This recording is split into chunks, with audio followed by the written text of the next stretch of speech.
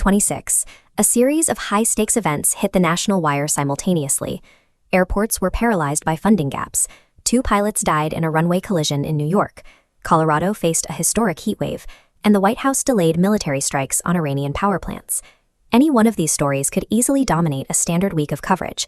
When they arrive in a single 24-hour window, the sheer volume of data makes it difficult to identify where one crisis ends and the next begins.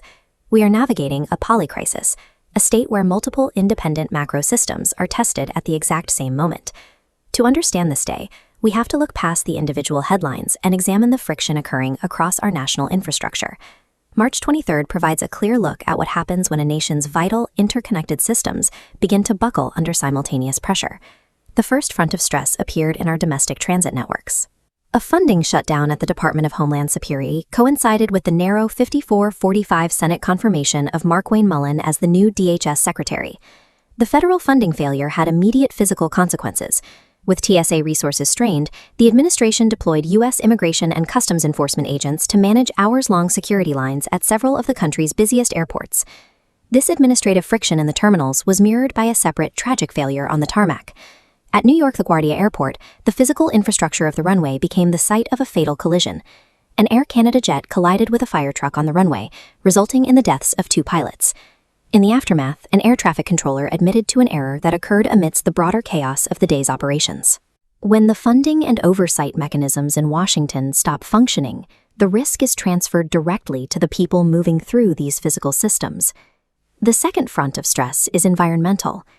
In the American West, a record-breaking March heatwave in Colorado turned seasonal anomalies into immediate economic losses. Beaver Creek Resort ended its ski season weeks early. A 41-year low in the snowpack, combined with the heat, made the terrain unskiable by late March, cutting off a primary local revenue stream. The energy release component measures how intensely fuels burn. Current data spikes far above the historical baseline, signaling extreme fire danger. In response, Colorado diverted $12 million from unused snowplowing funds directly into roadside wildfire mitigation. The pressure on the water supply is just as acute. Denver Water and Eagle County triggered Stage 2 water restrictions, beginning April 1st, responding to the extreme or exceptional drought across the region. These environmental shifts are forcing extreme, zero-sum financial pivots today, requiring governments to choose between maintaining old services and mitigating new threats. The final front involves the intersection of energy and geopolitics. President Trump recently announced a 5-day pause on threatened military strikes against Iranian power plants. Iran responded with its own ultimatum: close the Strait of Hormuz, the global choke point for oil, if the U.S. resumes threats against Iranian facilities. This standoff has immediate domestic consequences. The threat to global energy supplies has already triggered an oil shock, driving up inflation and causing mortgage rates to climb. At the same time, the administration is paying the French company Total Energies $1 billion to drop its U.S. offshore wind leases, removing a domestic energy alternative, even as global oil supplies become more volatile. Foreign policy is rarely isolated from the domestic economy. In this case, global posturing is linked directly to local energy costs and available power alternatives.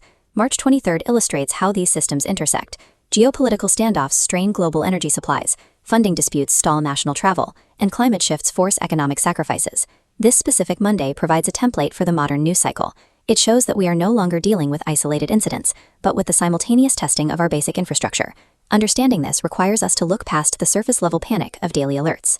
Instead, we can track how stress in one system, like federal funding, eventually creates friction in another, like domestic travel. However, even on a day of high systemic strain, there are anomalies of a different kind. While federal and global systems struggled, 63,004 people gathered in Denver to set a new attendance record for the Summit FC women's soccer team. It is a reminder that even as geopolitical and environmental systems face significant pressure, daily human life and community continue to move forward.